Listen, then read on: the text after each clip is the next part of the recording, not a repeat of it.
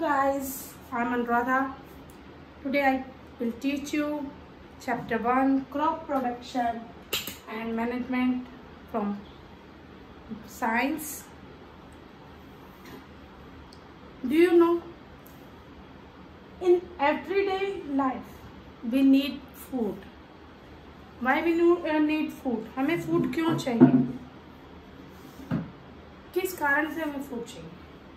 Because food help us to grow and give us energy to do daily activity. Food जो है वो हमारे को ग्रो करने में हेल्प करता है और डेली एक्टिविटीज में ये वर्क करता है, like brushing, eating, study, going to school, going office. In each and every activity we need energy. और वो एनर्जी कहाँ से आती है? फूड. जैसे स्कूटर को चलने के लिए क्या चाहिए? पेट्रोल चाहिए. गाड़ी के लिए डीजल या पेट्रोल चाहिए. ऐसे ही हमारे को भी रन करने के लिए, अपना काम करने के लिए एनर्जी चाहिए, और वो एनर्जी हमें फूड से मिलती है. कभी आप बिना फूड के रहे हो? कैसा लगता है? लेजीनेस सा, दिल करता है कुछ काम मत करो, है ना?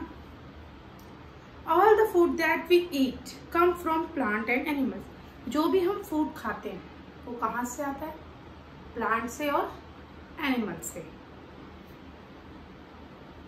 प्लांट को फूड कहाँ से मिलता है? Plant are called producer. जो ग्रीन प्लांट है वो होते हैं प्रोड्यूसर. वो अपना खाना फोटोसिंथेसिस प्रोसेस में बनाते हैं.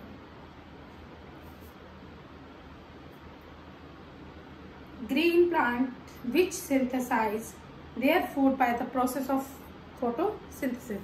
जो ग्रीन प्लांट हैं वो फोटोसिंथेसिस प्रोसेस के द्वारा अपना भोजन बनाते हैं. और फिर जो हर्बीवोरस एनिमल है वो प्लांट से अपना फूड लेते हैं.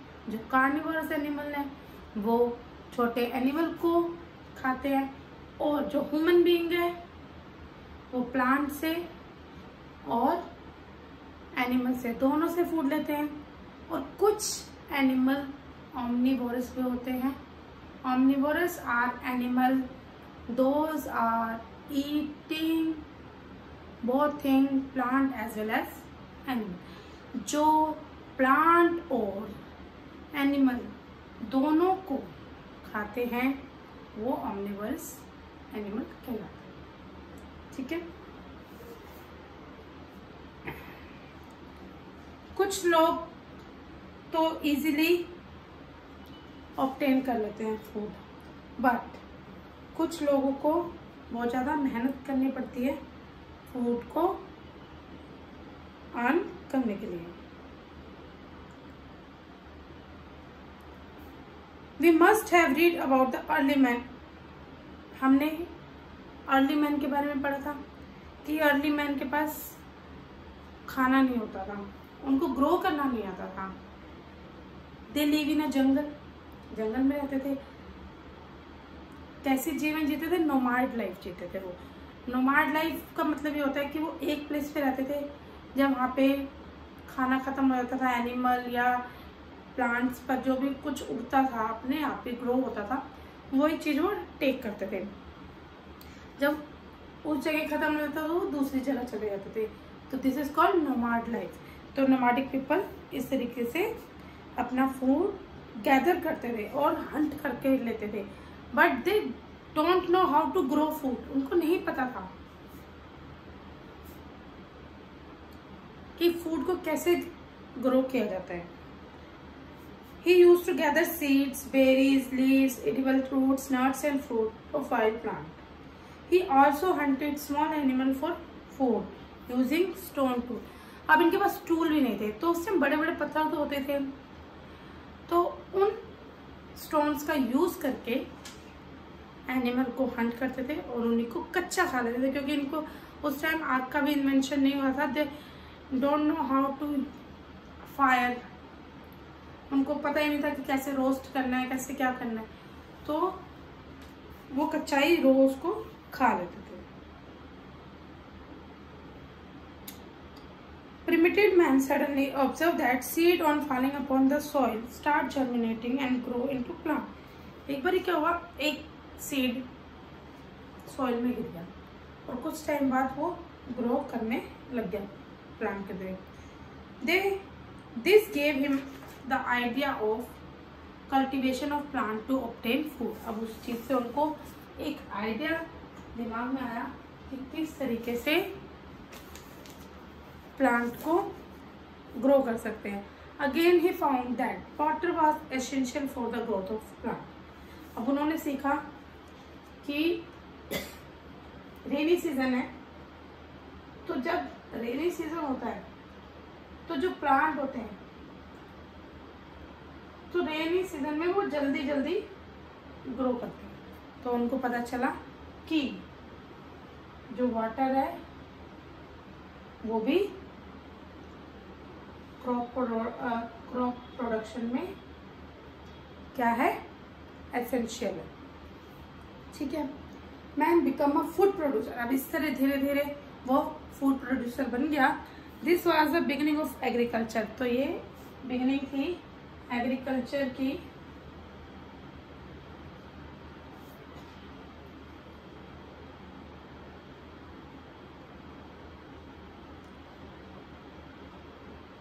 दस 10,000 साल पहले, 10,000 years ago,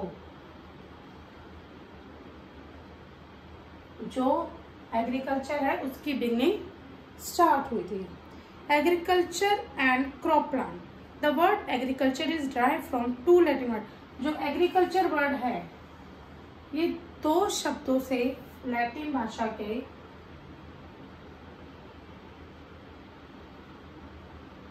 to Latin word से निकला है। ठीक है, एग्री और कल्चरा। एग्री मीन फील्ड और कल्चरा मीन्स कल्टिवेट।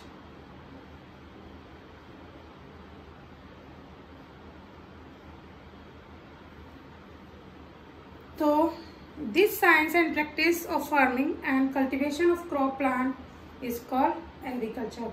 जब हम प्लांट को ग्रो करते हैं और उसकी कटिंग करते हैं, हार्वेस्टिंग करते हैं, मतलब जो भी प्रोसेसिंग है वो होता है, तो सारी प्रोसेसिंग को क्या बोलते हैं, agriculture. In olden times due to outdated agriculture implements the production was less. पहले के समय में जो प्रोडक्शन था वो कम होता था।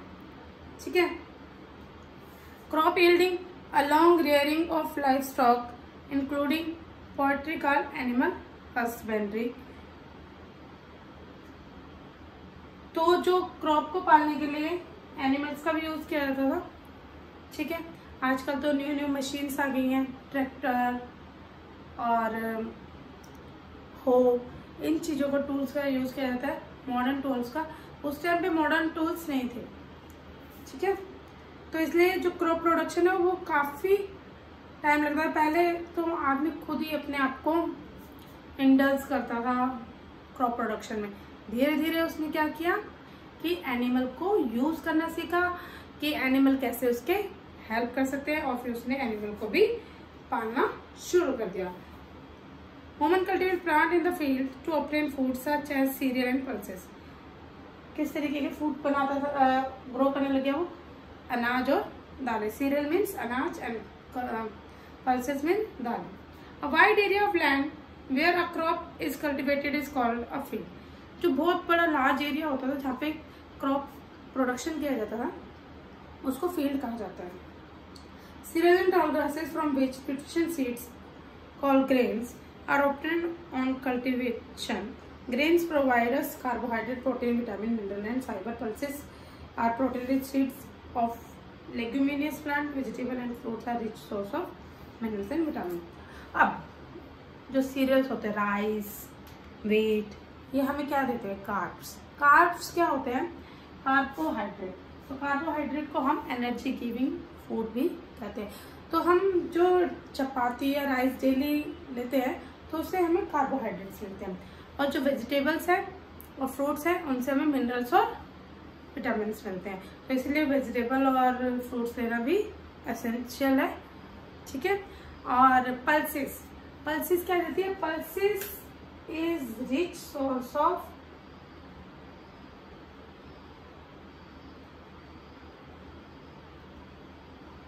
प्रोटीन। पल्सेस से हमें क्या मिलता है? प्रोटीन।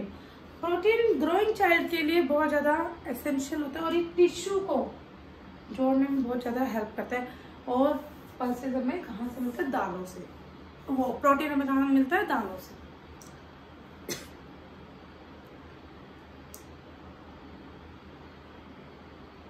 कुछ प्लांट डेकोरेशन पर्पस से हुए ग्रो किए जाते हैं, जैसे फ्लावर प्लांट हो गए, ठीक है। कुछ बेल टाइप होते हैं, लंबी लंबी बेलें जो शादी वगैरह में यूज होती है, मैरिजेस में या पार्टीज में डेकोरेशन भी काम आती हैं। तो जो डेकोरेशन पर्पस से प्लांट को ग्रो किया जाता है उसको बोलते हैं horticulture. The branch of the agriculture that deals with the production of fruits, vegetable, flowers and decorative plant is called horticulture. Classification of crops, अब 2 टाइप्स की क्रॉप्स होती है, ठीक है। They are depend on season, season के ऊपर depend करता है वो दोनों क्रॉप्स, ठीक है। मेनली 2 टाइप्स ऑफ क्रॉप्स, 2 तरीके की क्रॉप्स कौन सी है? राबी क्रॉप एंड खारिफ क्रॉप। जो खारिफ क्रॉप होती है वो वाटर ज्यादा लेती है, वाटर इनटेक इसका ज्यादा होता है, तो इसलिए ये जून जुलाई दैट मीन्स कि रेनी सीजन में इसको सो किया जाता है और हार्वेस्ट कब किया जाता है? अक्टूबर नवंबर में, ठीक है। और जो राबी क्रॉप होती है ये नवंबर दिसंबर में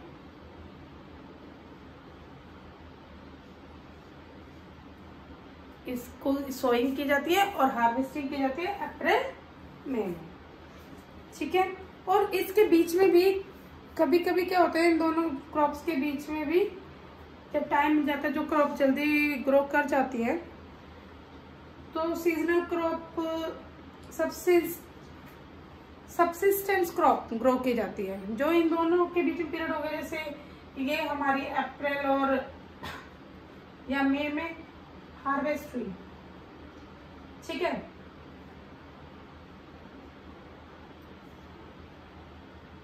तो जो बीच में टाइम मिला अप्रैल से जून के बीच में या जुलाई के बीच में 2 मंथ्स का, उसके बीच में सबसिस्टेंस क्रॉप ग्रो कर दी जाती है, ठीक है।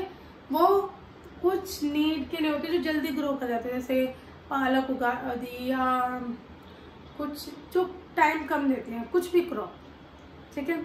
कैश क्रॉप, कैश क्रॉप वो होती है जिन क्रॉप्स के लिए हमें क्या मिलता है? प्रॉफिट, ठीक है। जैसे टी, अब टी पूरा इतनी बड़ी फील्ड है, इसमें टी होगी ग्रो कर रही है, सारी टी तो हम यूज नहीं करेंगे ना, तो उसको मार्केट में बेचा जाएगा और मार्केट से पैसा आएगा। Coconut, cotton etcetera, these are called cash crop. ये सारी क्या है? कैश क्रॉप, जिसके लिए हमें पैसे मिलते हैं। Now we come to the next topic, agriculture practices. अब हम नेक्स्ट टॉपिक पढ़ेंगे जिसका नाम है एग्रीकल्चर प्रैक्टिसेस। एग्रीकल्चर प्रैक्टिसेस से मीनिंग ये पता चलता है साहब कि क्रॉप्स उगाने के लिए हमें क्या क्या काम करने पड़ेंगे।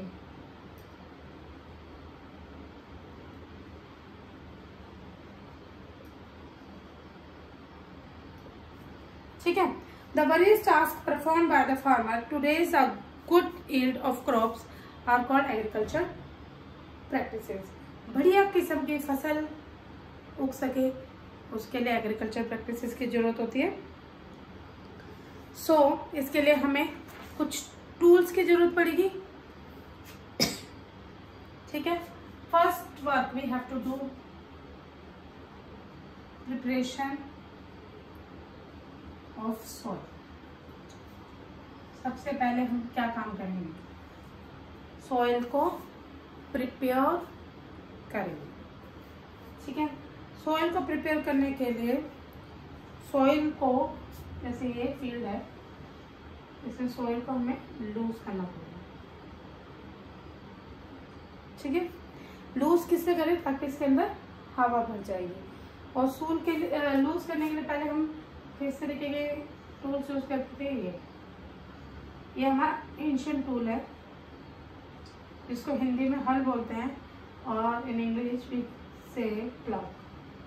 तो जब हम लूज कर रहे हैं सॉइल को, तो क्या कहलाएंगे, प्लगिंग,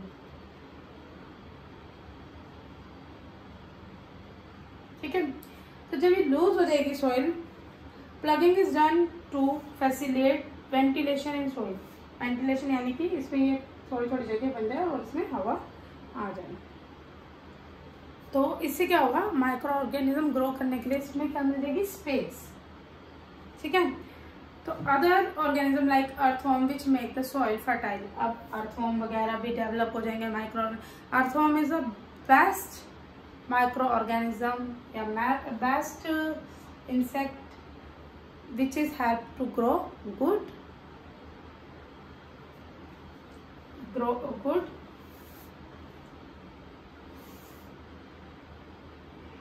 क्रॉप, ठीक है। Ploughing makes soil loosen and help roots to get sufficient oxygen. Ploughing की वजह से यहाँ पे सफिशिएंट ऑक्सीजन भी मिलेगी, और ऑक्सीजन मिलेगी तो इसको क्या होगा, ब्रीथ करने में दिक्कत नहीं होगी और फर्टाइल अच्छे से होगी, ठीक है। और जो हम इंस्ट्रूमेंट एंशिएंटली यूज करते थे उसको कहते हैं प्लग। पहले प्लग का यूज किया जाता था और आजकल किस चीज का यूज किया जाता है, ट्रैक्टर का।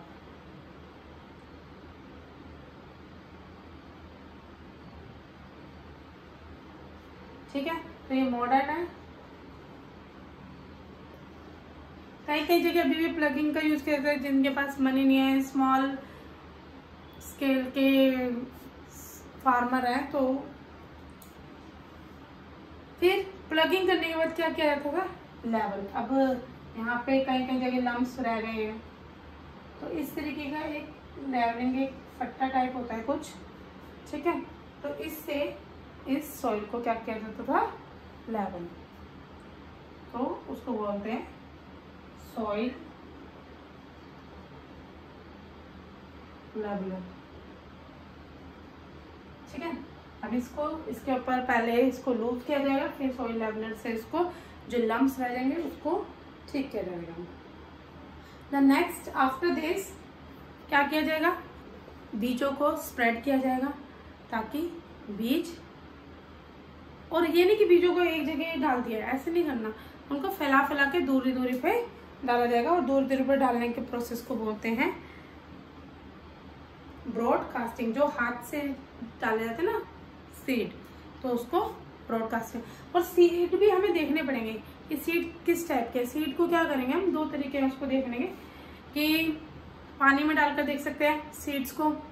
अगर जो सीड ऊपर पानी के तैरने लगे रहते, यानी कि जो नीचे बैठेंगे, जो नीचे बैठे हुए सीड है वो गुड क्वालिटी के होंगे, और जो ऊपर पानी के ऊपर तैरे हैं ना seed, they are bad qualities, या कीड़े खाए हुए कुछ भी है, तो हम उनको हटा सकते हैं। तो फर्स्टली हमें सीड भी चेक करने पड़ेंगे for good crops. Then one method और है इसको चेक करने का, हम इनको फटक कर मीन्स छान कर देख सकते हैं। जो बैड सीड होंगे वो आगे आ जाएंगे, और जो अच्छे सीड होंगे वो भारी होने की वजह से पीछे हो जाएंगे। When soil is plugged and leveled, seeds are sown in it. Before sowing seeds, selection of healthy seed is done of putting seed in water. Water में डाल के मैंने आपको जैसा बताया कि हम देखेंगे कि सीड कैसे हैं, ठीक है। फिर उसके बाद क्या करेंगे, the shoot will not come out of the soil. On the other hand, if seeds are sown on the surface, they will be eaten by bird. अब जो सीड है वो ज्यादा ऊपर नहीं होनी चाहिए, ठीक है। ऊपर ऊपर अगर सीड होंगे तो क्या होगा, बर्ड्स आएंगी और उसको खा जाएंगे। ठीक है, तो हमें सीड को ना तो ज़्यादा अंदर दबा के सो करना है, ना ज़्यादा ऊपर रखना है। ठीक है,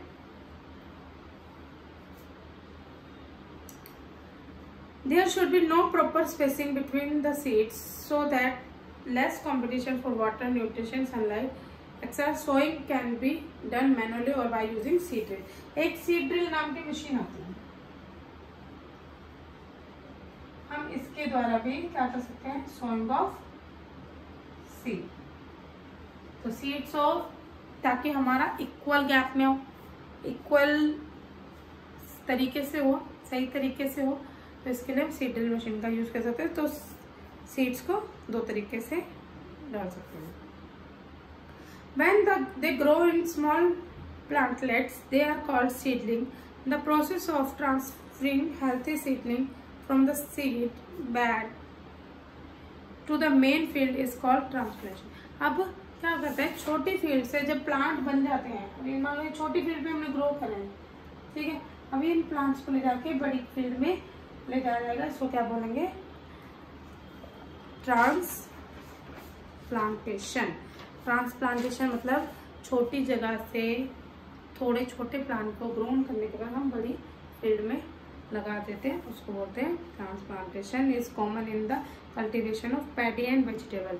ये ज़्यादातर चावल और सब्जियों के लिए किया जाता है transplantation.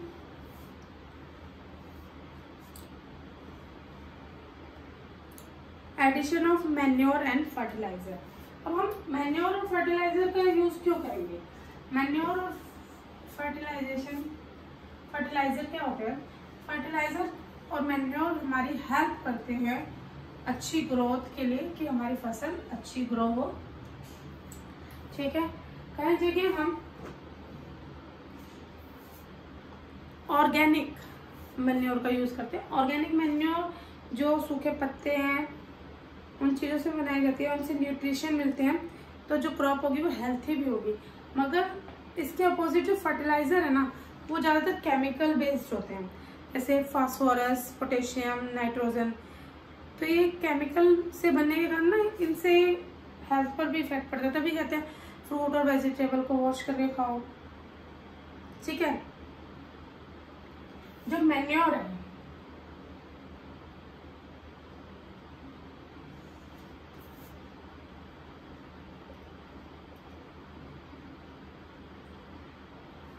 Manure is soluble in water. क्या है ये, सोलुबल इन वाटर, वाटर में मिक्स होने वाला सब्सटेंस है। But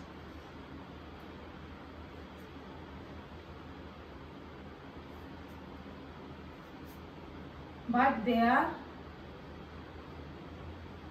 not easily absorbed by roots of the plant.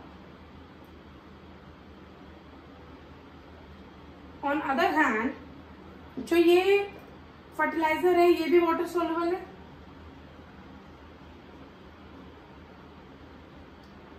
और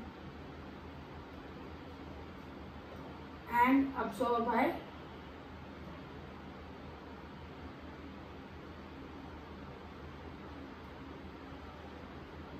roots of the plant. ये अब्जॉर्व किए जाते हैं प्लांट की रूट के द्वारा। ये ऑर्गेनिक है, यानी कि सूखी पत्तियां, सूखे फल फूल वगैरह इन चीजों से बनते हैं, मगर ये इनऑर्गेनिक होते हैं, केमिकल सब्सटेंस होते हैं ये।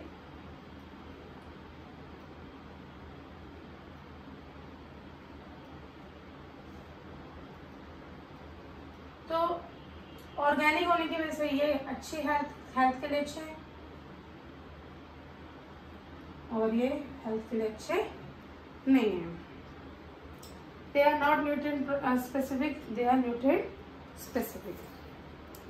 These are bulky and hence difficult to store and transport.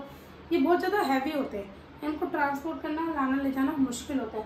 But हम फर्टिलाइजर को एक जगह से दूसरी जगह इजीली ले जा सकते हैं और ला सकते हैं। इनका अगर ज़्यादा से ज़्यादा हम यूज़ कर देना मैन्योर का, एक्सेसिव यूज़ कर दें, तो ये हमारे लिए या सॉइल के लिए या ह्यूमन बॉडी के लिए नुकसान नहीं करेंगे, बट इनका हमें देखभाल के यूज़ करना है फर्टिलाइजर का, नहीं तो ये हमारी हेल्थ पर इफेक्ट करेंगे। Next is irrigation. Irrigation means सिंचाई। सिंचाई यानी पौधों को पानी देना। पौधों को पानी देना नेसेसरी है, क्योंकि पौधों को अगर हम पानी नहीं देंगे तो उनकी ग्रोथ कैसे होगी, ठीक है। तो पौधों की ग्रोथ नहीं होगी तो वो बढ़ेंगे कैसे। तो इसलिए पौधों को पानी देने के पहले एंशिएंट तरीके थे। कुछ एंशिएंट तरीके थे कि जैसे कुएं से पानी निकाला, डकली सिस्टम या ट्यूबवेल लगाकर, राहट लगाकर, ठीक है, इन सिस्टम से पानी दिया जाता था। तो रेगुलर इंटरवल के बाद पौधों में पानी दिया जाता है, इसको इरिगेशन कहते हैं। The major source of water is rainfall. ज्यादातर तो पानी रेनफॉल से ही होता है। फिर उसके बाद अब ये रेन के ऊपर डिपेंड करता है कि कितनी हैवी रेन हुई है, अब कम पड़ रही है, ज्यादा पड़ रही है, तो ये सब गॉड के ऊपर डिपेंड है कि बारिश कैसी होगी, ठीक है। Therefore farmers should have an alternative source of water near their field, like tubewell, river, lakes and pond, which deliver water through canal. अब कैनल के थ्रू रिवर वगैरह से पानी आ जाते हैं और वेल से पानी निकाल के डकली मेथड से, मोट मेथड से, राहत मेथड से ह्यूमन बीइंग उसको पुल करके वाटर को, ठीक है, उसका यूज करते थे। मतलब जैसे ये फील्ड है, इसमें इस टाइप से यहाँ पे कोई वेल है, ठीक है, यहाँ से पानी निकाला ये बकेट में और ये ऐसे बीच बीच में नालियाँ बना दी जाती थी, तो ये पानी डाल दिए नाली में छोड़ दिए तो वो अपने आप चला जाता था, या ट्यूबवेल सिस्टम से भी पानी। मगर इसमें ना पानी बहुत ज़्यादा वेस्ट होता है। अब कई जगह ऐसी होती है जहाँ पे पानी की कमी है, तो अब मॉडर्न मेथड निकाल दी ताकि पानी देने में कभी कम समय लगे। इसमें मैन पावर का ज़्यादा यूज़ होता था एंशिएंट इरिगेशन में, मगर अब दो मेथड आ गए हैं मॉडर्न मेथड, ड्रिप सिस्टम और स्प्रिंकल सिस्टम। ड्रिप सिस्टम में क्या होता है, बीच में इस टाइप से कुछ नली लगा दी जाती है और बीच बीच में ना यहाँ पे पाइप से ऐसे से होल कर दिए जाते हैं, ठीक है। ये होल हो गए, तो इन होल से जो पानी है धीरे धीरे पूरे फील्ड में, यहाँ से ऐसे पाइप ज्वाइन कर दिए, पाइप ज्वाइन कर दिए, पाइप ज्वाइन कर दिए, तो पूरी फील्ड में चला जाता है। और दूसरा क्या है, स्प्रिंकल सिस्टम। और स्प्रिंकल सिस्टम में ऐसे एक फाउंटेन होगा, वो सारे में घूमेगा और पानी पूरी फील्ड में ऑटोमेटिकली स्प्रिंकल हो जाएगा, जिससे पूरी खेत में या पूरी फील्ड में पानी मिल जाएगा। वीडिंग, कई बार क्या होता है, वीडिंग क्या होती है, जब हम प्लांट उगाते हैं, प्लांट ग्रो करते हैं या फील्ड में, उनके साथ अननेसेसरी कुछ बीज या तो मिक्स होकर आ जाते हैं, तो जो हमें प्लांट नहीं चाहिए ना वो भी ग्रो कर जाते हैं। तो वीडिंग क्या होती है, जो प्लांट अनवांटेड प्लांट है उनको रिमूव करना वीडिंग कहलाता है, ठीक है। वीडिंग करना क्यों जरूरी है, क्योंकि अगर हम वीड्स को नहीं निकालेंगे ना तो वो क्या होगा कि जो न्यूट्रिशन पावर है फील्ड की सारी वीड्स ले लेंगे और प्लांट को ग्रो होने में दिक्कत होगी। तो वीडिंग दो टाइप से की जाती है, वीडिसाइड डालकर। वीडिसाइड आते हैं जो वीड्स को ग्रो ही नहीं होने देते, ठीक है, मगर कई बार ये हार्मफुल हो जाते हैं हमारी हेल्थ के लिए। और दूसरा होता है मैनुअली। मैनुअली में क्या करते हैं, हम हाथ से उनको निकाल के अलग कर सकते हैं। टाइम टू टाइम अपनी फील्ड में जाकर चेक करते रहते हैं जो फार्मर्स होते हैं। हम इवन घर में भी हम प्लांट उगाते हैं तो उसमें भी देखते हैं कुछ घास फूस वगैरह अननेसेसरी अनवांटेड प्लांट आ जाते हैं, तो उनको भी रिमूव करते हैं। वो इसलिए रिमूव किया जाता है ताकि वो सारी हमारी प्लांट की न्यूट्रिशन पावर को खुद ना ले लो, खुद तो जल्दी जल्दी ग्रो हो जाते हैं वो, और उसकी वजह से हमारी जो क्रॉप है वो ग्रो नहीं कर पाती। नाउ वी स्टॉप हियर, अब हम यहाँ पे स्टॉप करेंगे। तो नेक्स्ट इसका पार्ट है protection of crops and paste and diseases की क्रॉप को कैसे बचाया जाए, उनमें डिजीज लगने से कैसे बचाया जाए, उसको क्या क्या दवाइयाँ डाली जाए। ठीक है, आज इतना ही। नेक्स्ट टॉपिक में हम और जो कुछ पार्ट रह गए हैं डिजीजेस वाला पार्ट, और कि हमें उनकी हार्वेस्टिंग कैसे करनी है, स्टोरेज, तो in second part I will tell you about all remaining part. Okay, तब तक के लिए धन्यवाद, नमस्कार। और अगर आपको मेरी वीडियो पसंद आई हो, लाइक करें, शेयर करें, सब्सक्राइब करें। Bye bye guys, see you in the next video.